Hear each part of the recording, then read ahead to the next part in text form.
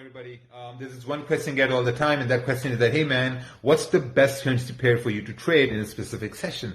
My rule of thumb is, like, let's say if you're going to trade the New York session, you have to make sure that the currency pair you choose is only being influenced by one currency. Like, let's say if you choose GPUSD, now not only you got to worry about pound, but at the same time, you also got to worry about the US dollar, because GPUSD will only going to move if the pound is strong and the dollar is weak, and vice versa. It's going to get much harder because now you're worried about two currencies. Let's say if you're focused on Euro JPY in the London and New York overlap, you're only worried about the Euro. You only want to see Euro being strong or weak for the whole pair to move, right? This is really simple. Try it out next week. You will definitely see results. And man, listen, at the end of the day, it's really easy to focus on just one currency. If you got two currencies moving at the same time, like USD CAD, it gets harder twice. So, adios. Good luck.